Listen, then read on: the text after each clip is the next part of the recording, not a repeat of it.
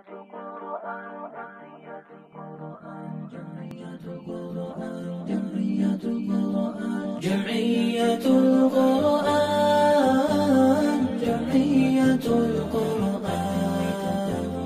جمعية القرآن جمعية القرآن. بسم الله الرحمن الرحيم، والصلاة والسلام على أشرف المرسلين. الحمد لله رب العالمين، الحمد لله الذي أنزل على عبده الكتاب ولم يجعل له عوجا، الحمد لله الذي هدانا لهذا وما كنا لنهتدي لولا أن هدانا الله. رب اشرح لي صدري ويسر لي أمري واحلل عقدة من لساني يفقهوا قولي. أما بعد، السلام عليكم ورحمة الله وبركاته. Alors dans un premier temps, puisqu'il y a beaucoup de personnes qui se sont connectées, ou du moins qui ont aimé la page depuis l'annonce de ce live, et de toute façon, alhamdoulilah, elle augmente de personnes qui aiment cette page au fur et à mesure. Je vais me présenter une nouvelle fois, une fois n'est pas coutume. Alors je suis Mourad Ibn Jamal, je suis fondateur de monquranetemoi.fr, qui est le premier blog francophone consacré à la mémorisation du Coran, et je suis coach Coran. En fait, la mission que j'ai décidé de porter sur mes épaules, c'était de parvenir à donner les moyens à chacun d'entre nous, bi'idnillah, de pouvoir faire le Coran, de pouvoir faire du Coran le compagnon de sa vie. Donc ça commence tout d'abord par l'amour du Coran. C'est pour ça que le slogan de Mon Coran et moi est le suivant: Al-Coran pour tous, dans chaque cœur, entre chaque main et dans chaque tête. Tout simplement pourquoi? Parce que on commence les choses tout simplement avec le cœur.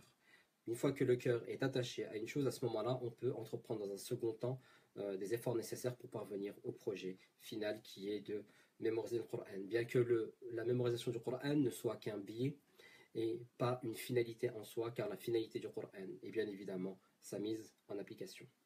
Alors, on est à moins d'une semaine de Ramadan, et c'est pour ça que j'ai voulu m'entretenir avec vous, passer un moment ensemble, afin d'aborder un sujet qui est tout simplement la programmation ou la mise en place d'un programme d'adoration, on va appeler ça comme ça, un programme d'adoration pour le mois de Ramadan.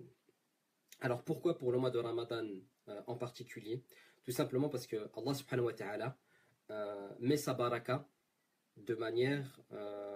d'une certaine manière, en prenant en considération les lieux et les moments. D'accord? Donc quand je dis les lieux et les moments, c'est que les actes d'adoration ou les circonstances en fait qui peuvent être faits dans un lieu spécifique n'ont pas forcément la même valeur que si elles étaient faites dans un autre lieu. Il en est de même pour les périodes, et ce qui est le continuum espace-temps, c'est-à-dire qu'il y a des endroits et il y a des moments où les choses ont des proportions totalement différentes, et ceci est une ni'ma d'Allah Azza wa Jal pour faire en sorte que nous ayons des rappels. Alors en termes de lieu, je vais vous donner tout simplement un exemple pour que vous puissiez bien saisir la chose.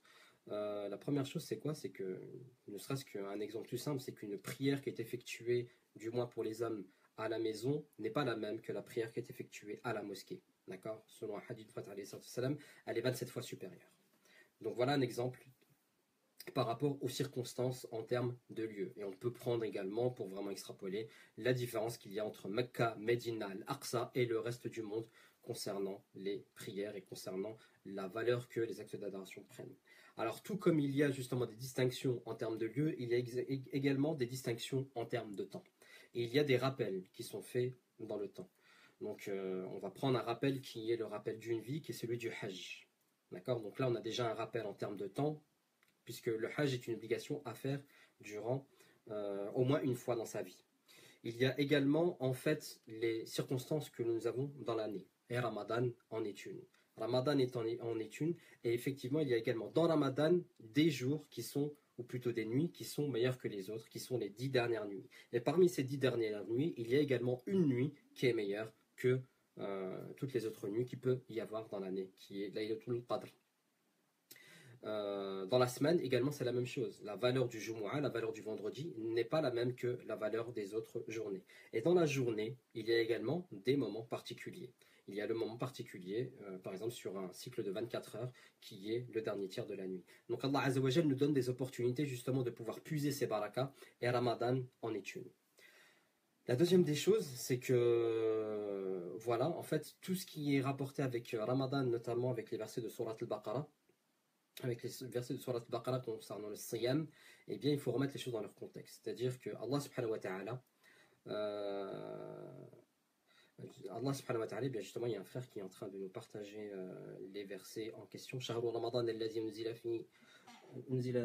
fihi al-Qur'an hudan lin-nas wa bayyinatin.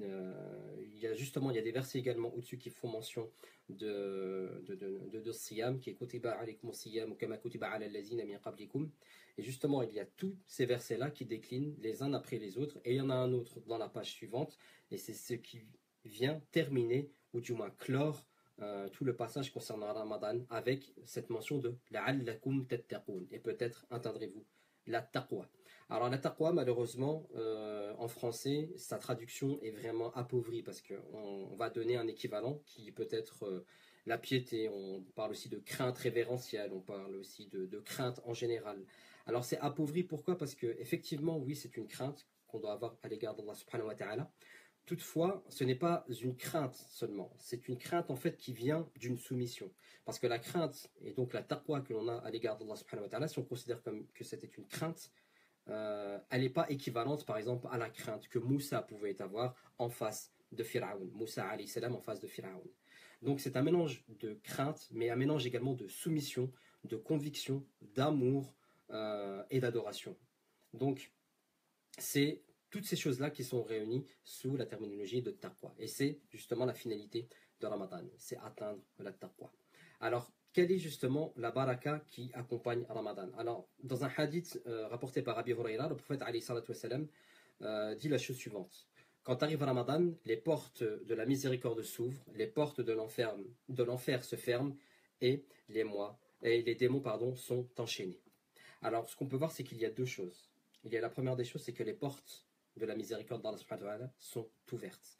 Donc ça, c'est une opportunité justement à faire en sorte que la baraka d'Allah subhanahu wa ta'ala nous parvienne. La deuxième des choses, c'est quoi? C'est tout simplement en fait que, eh bien, comme les portes de l'enfer sont fermées, que les démons sont enchaînés, en réalité, on est en quelque sorte livré à nous-mêmes. C'est-à-dire qu'on a une perspective d'amélioration qui est possible. Pourquoi? Parce que les ennemis que nous avons, qui sont tout simplement les démons qui nous talonnent, sont enchaînés. Et donc à partir de ce moment-là, il ne nous appartient qu'à nous, bi'iznillah, effectivement, mais il ne nous appartient qu'à nous de pouvoir nous avancer, de nous acheminer vers Allah subhanahu wa ta'ala. Donc en fait, on a toute l'opportunité et on a tout ce qu'il nous faut justement pour atteindre la taqwa pendant Ramadan.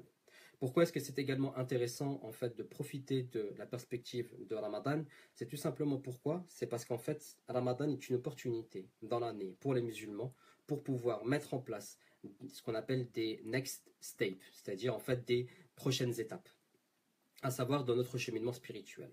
Pourquoi est-ce que je parle de prochaines étapes en fait dans le cheminement spirituel? Tout simplement parce qu'un musulman ne peut pas rester sur ses acquis. Un musulman ne peut pas se contenter de l'état dans lequel il est. Tout simplement pourquoi? Parce que un musulman ne peut pas, tout simplement parce qu'un être humain ne peut pas se contenter en fait de ce qu'il a, surtout en perspective de din et surtout en perspective de ibada, parce que ça signifierait qu'il se contente de l'état dans lequel il est, et donc qui sous-entend en fait qu'il n'a aucun axe d'amélioration. Alors que, en tant que musulman, nous avons une perspective d'amélioration qui est la suivante. C'est le modèle prophétique, c'est le modèle du prophète alayhi salatu wassalam. On a toujours une marge de progression qui nous permet d'avancer. Effectivement, walhamdulillah, si vous êtes déjà en train d'écouter ce live, en train de regarder ce live, c'est tout simplement parce qu'Allah Azza wa Jalla vous a fait bénéficier d'une baraka et vous a fait bénéficier également d'une hidayah. Et donc, de ce fait, nous devons tendre à nous améliorer au fur et à mesure pour pouvoir atteindre la taqwa bi'iznillah. Alors, la perspective qui s'offre à nous durant Ramadan, c'est la suivante. C'est qu'en fait, on a effectivement une marge de progression. Parce que si on n'a pas de marge de progression, ça veut dire qu'on a atteint le modèle prophétique. Et donc, ça, c'est impensable. Mais c'est également la possibilité de sortir de sa zone de confort. Sortir de sa zone de confort. Pourquoi? Parce que, justement, comme je l'ai mentionné ultérieurement, les portes de la miséricorde sont ouvertes, les portes de l'enfer sont fermées, et les démons sont enchaînés. Et c'est donc l'opportunité pour nous de devenir en fait la personne que nous souhaitons devenir. Et la personne que l'on souhaite devenir, et je m'avance justement en disant ça parce que je pense qu'on partage la même ambition, c'est pouvoir nous améliorer et pouvoir nous rapprocher d'Allah subhanahu wa ta'ala et pouvoir obtenir sa satisfaction afin que nous puissions devenir les personnes et les musulmans que Allah subhanahu wa ta'ala veut que nous soyons au vu du contexte particulier. Alors pour ceux qui ont pu suivre, il y a quelques temps, j'avais participé à un challenge qui était le challenge hashtag 40 jours hors zone. Le challenge était tout simple, c'était un challenge qui consistait à mettre en place une vidéo par jour pendant 40 jours sur la thématique du Coran. Alors j'avais expliqué dans la vidéo 1 que quelle était en fait la finalité du challenge hashtag 40 jours hors zone. En fait, c'est que tout simplement, au bout d'un certain nombre de jours, et les spécialistes dans les neurosciences divergent quant au nombre de jours, certains parlent de 30, certains parlent de 40, certains parlent de 21, certains parlent de 60, c'est pour faire en sorte de prendre une habitude. Et il s'avère que nous avons 30 jours devant nous avec Ramadan, qui nous permettent justement de prendre une habitude. Et quand je dis qu'il nous permet de prendre une habitude, ça me rappelle un frère que j'aime beaucoup et que je porte dans mon cœur, qui, avec une discussion, en fait, on parlait de nos différents programmes des années précédentes. Il me disait, en fait, moi, je me contente d'une chose pendant le mois de Ramadan, sur lequel, en fait, je rajoute par rapport à mon programme habituel. C'est-à-dire que pendant 11 mois, il a son programme, le mois de Ramadan arrive, il rajoute une chose en termes de ibadah qu'il met en place pendant 30 jours pour pouvoir continuer après Ramadan.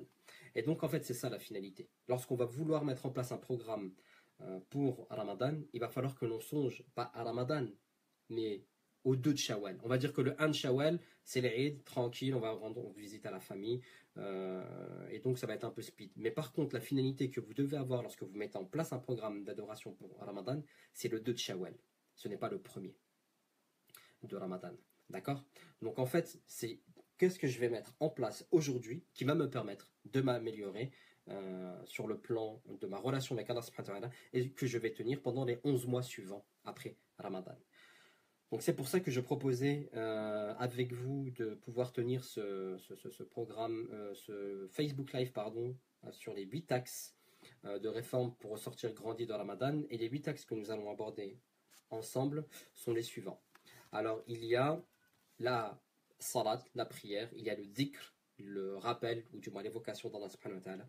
Il y a l'ilm, donc la science, il y a les sadaqa, la charité, il y a les du'a, il y a le Coran, il y a l'i'tikaf, il y a mauvaises habitudes. Et on va voir au fur et à mesure de ce que nous allons développer ensemble, comment est-ce que sur ces 8 axes, nous pouvons nous améliorer.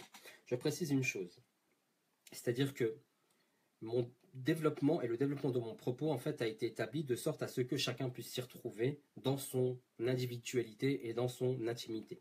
C'est-à-dire que vous êtes pour l'instant 47 à regarder cette vidéo, peut-être que vous serez plus tard. Également, cette vidéo sera publiée sur YouTube pour ceux qui ont raté le début, donc vous pourrez la regarder, donc d'autres personnes vont la regarder. Et pour que je puisse adapter mon discours à chacun d'entre vous, j'ai donné différents stades, différents levels, différents niveaux par rapport à chacun de ces axes pour que chacun puisse s'y retrouver, Inch'Allah. Alors le premier axe que nous allons voir, alors je vois que Ilham déjà c'est parti pour noter, Masha'Allah. Le premier axe que l'on va étudier, c'est la question de la prière. Parce que parmi les 8 axes que nous avons vus là, la priorité est la prière. Pourquoi? Parce qu'il s'avère que c'est un des piliers de l'islam.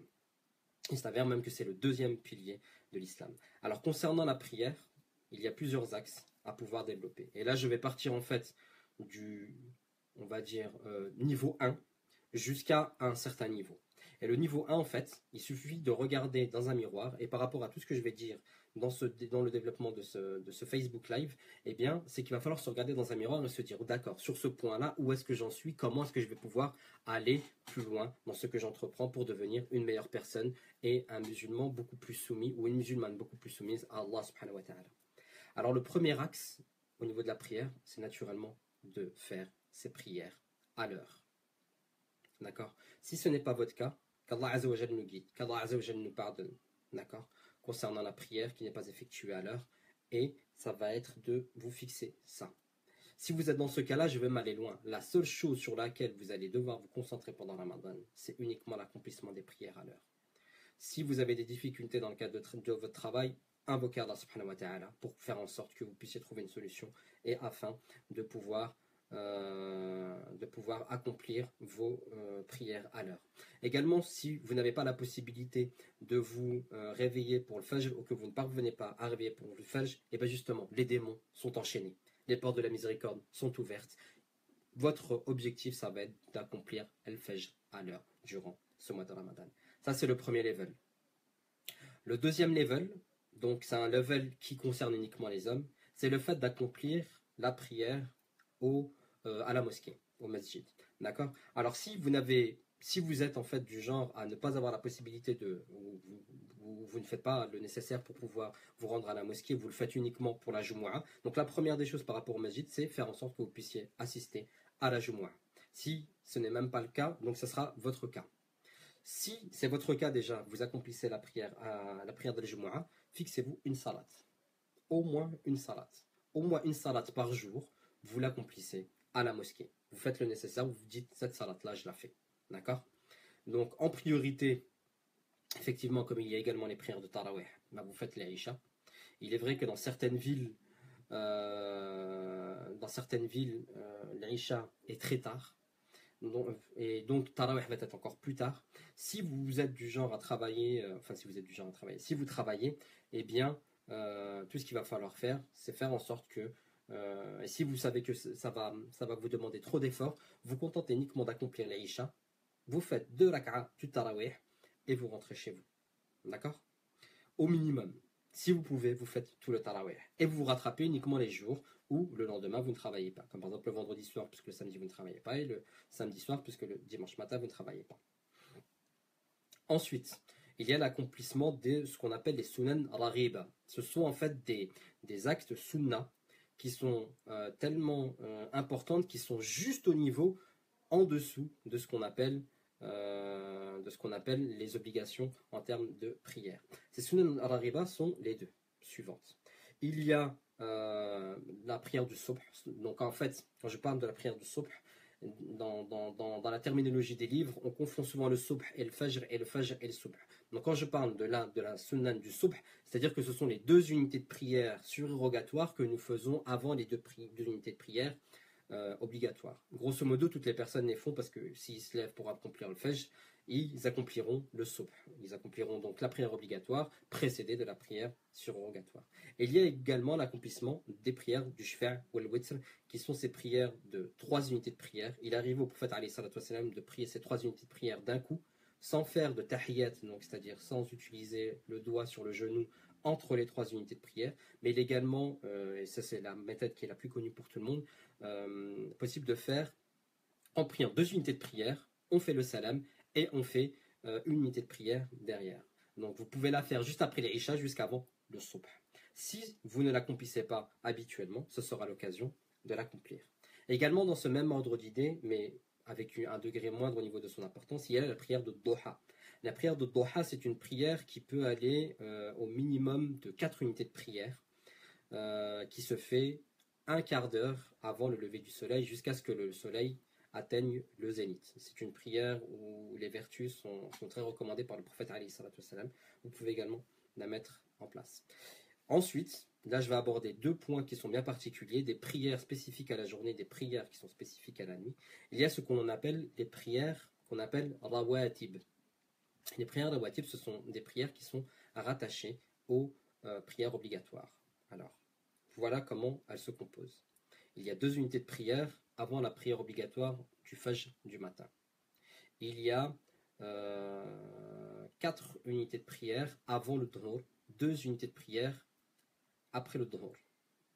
Ensuite, il y a 2 unités de prière après maghrib, et il y a 2 unités de prière après l'Isha. Ce sont des prières qui sont sunna, donc qui ont été accomplies par le prophète alayhi salatu wassalam, et que nous pouvons effectivement mettre en place.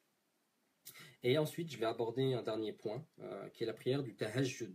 La prière du tahajjud, c'est la prière en fait que l'on effectue avant la prière du subh, et donc qui est considérée comme étant qiyamul layl, même si tarawih également peut être considéré comme étant qiyamul layl.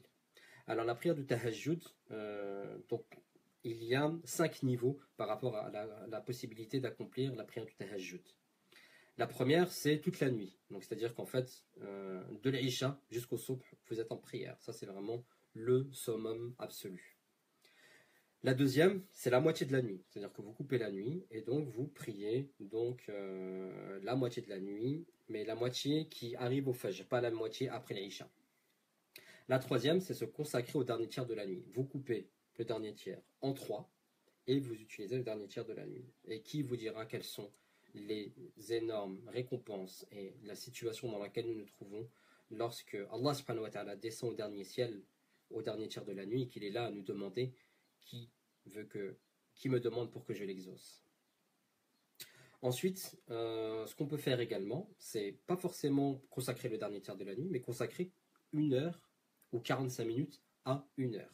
Le prophète alayhi salatu wassalam avait l'habitude en fait d'accomplir 11 unités de prière de tahajjud. 11 unités de prière, si vous récitez une page de Coran par unité de prière, ça fait grosso modo 45 minutes. Donc voilà. Après, au minimum, en fait, c'est accomplir juste 2 unités de prière. Vous allez vous lever pour faire le suhour. Vous allez vous lever le matin pour prendre le repas du matin. J'allais dire votre petit déjeuner, mais bon, quand on prend son petit déjeuner à 3 heures du matin, je ne pense pas qu'on puisse appeler ça un petit déjeuner. Donc le repas du suhour. Juste avant la prière du suhour, vous faites 2 unités de prière. Et vous serez considéré comme ayant fait une partie de la nuit en prière et donc ayant accompli le qiyamul layl. Donc voilà ce qu'il en est concernant les prières. On passe à l'axe suivant.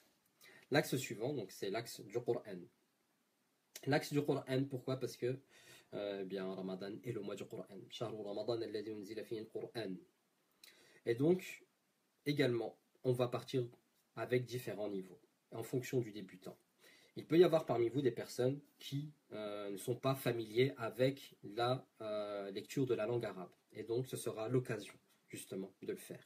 Et de le faire comment? Parce que il se peut que vous soyez en train de décortiquer, en quelque sorte, que vous n'en êtes qu'à un stade où vous déchiffrez la langue arabe. Et bien, Ramadan sera l'opportunité qui s'offre à vous pour faire en sorte de fluidifier votre lecture.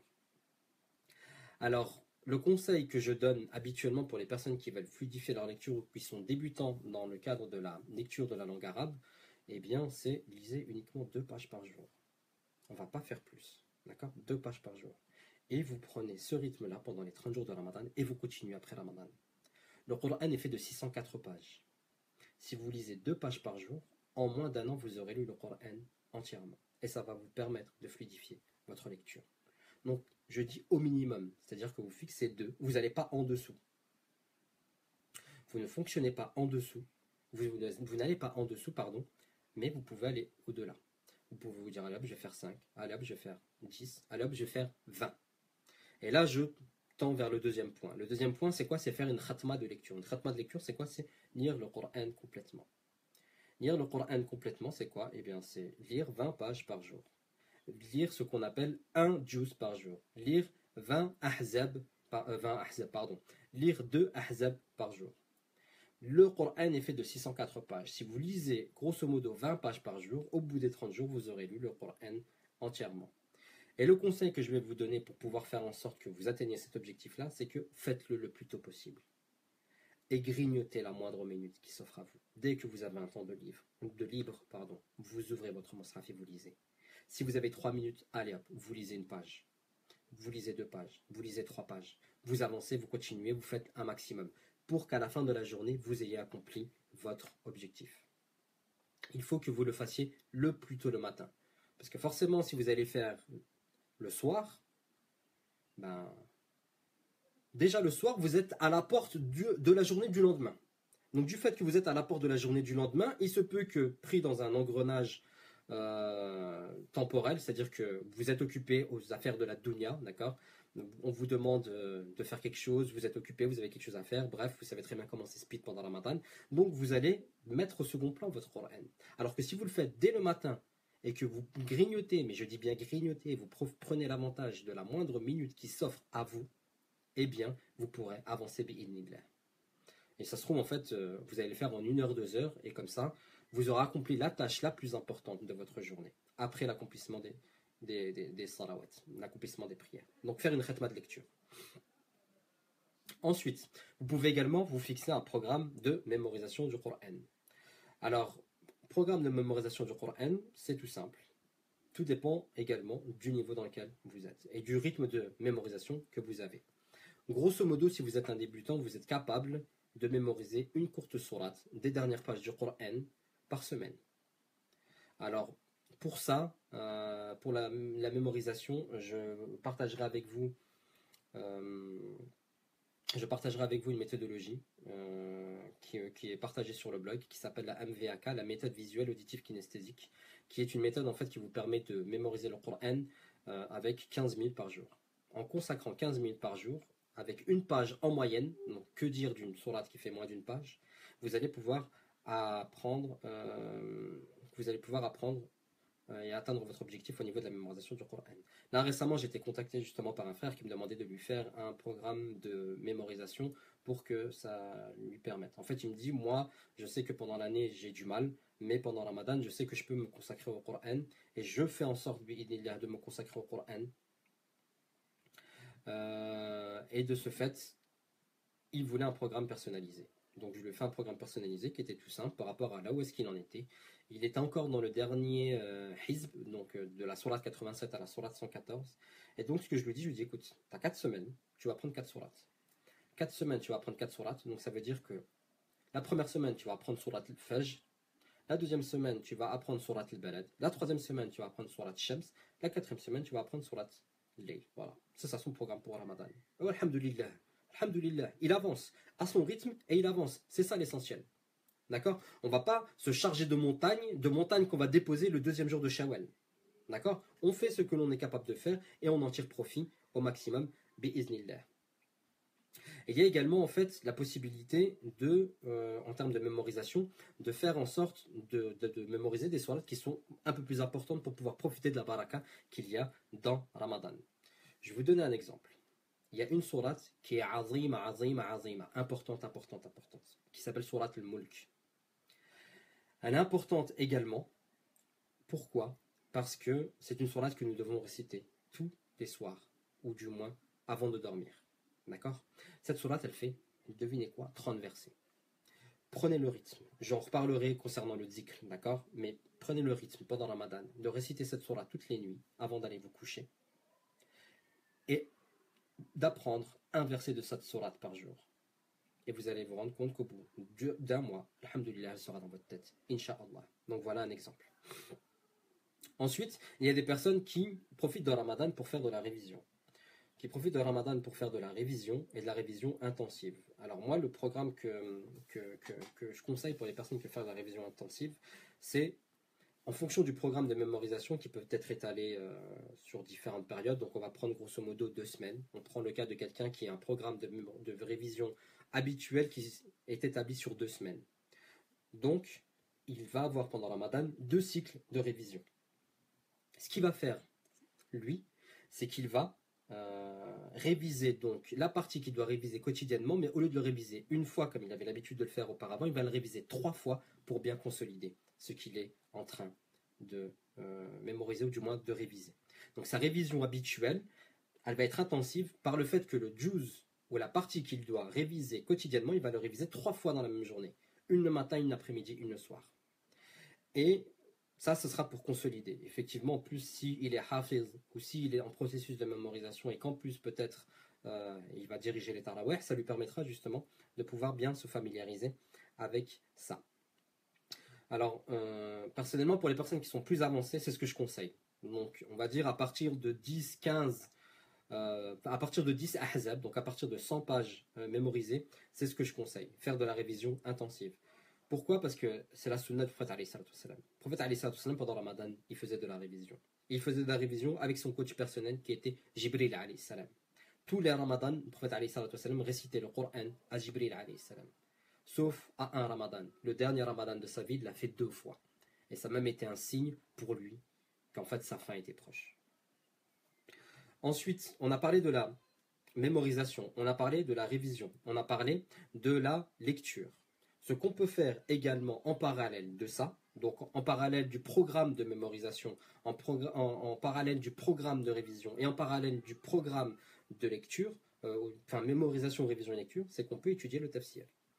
Alors le tafsir, il y a deux possibilités d'études. La première, c'est quoi? C'est utiliser les livres que vous trouvez dans les librairies. Donc, vous procurez dans les maktabas, dans les librairies islamiques des tafsirs et vous les lisez, et vous lisez en parallèle le Coran en arabe et vous lisez le tafsir à côté. Vous pouvez également, et là il faut que je retrouve le site, vous savez quoi, je vais le chercher. Il y a en fait un cheikh que j'apprécie tout particulièrement, que j'ai eu l'occasion de rencontrer à plusieurs reprises, qui est un cheikh en fait de l'île de la Réunion, ancien étudiant de Médine, qui s'appelle Cheikh Ibrahim Moula, qui est spécialiste en fait au niveau du Coran et qui a un site que je viens de trouver. Donc je vous le transfère également par message.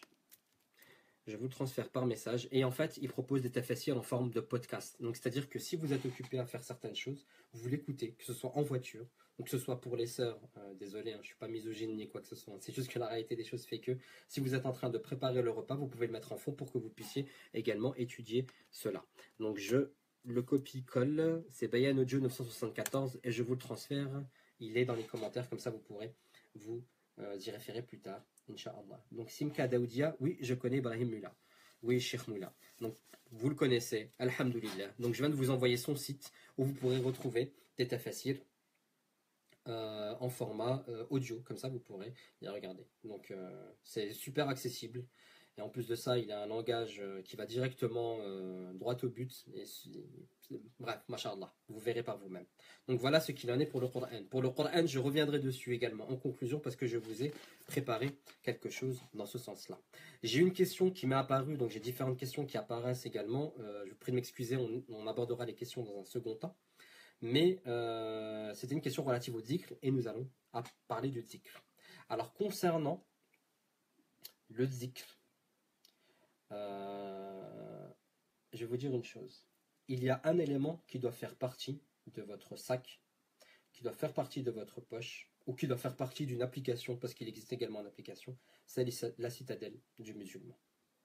Donc la citadelle du musulman est très certainement pour les francophones la référence absolue en termes de recueil, de azkar, d'évocation d'Allah subhanahu wa ta'ala. Donc le zikr, on le mentionne également comme étant l'évocation d'Allah subhanahu wa ta'ala. Et il y a trois priorités absolues à mettre en place concernant le zikr. Et il y a des choses que vous devez faire absolument. Tant elle vous apportera la baraka dans votre journée, également dans votre nuit, également dans votre sommeil. Tant les vertus qui en découlent vont changer, mais littéralement, votre vie. Et en vous procurant la citadelle du musulman, et en voyant et en étudiant ces adhkars, là vous allez voir justement tout ce que ces adhkars vont vous apporter.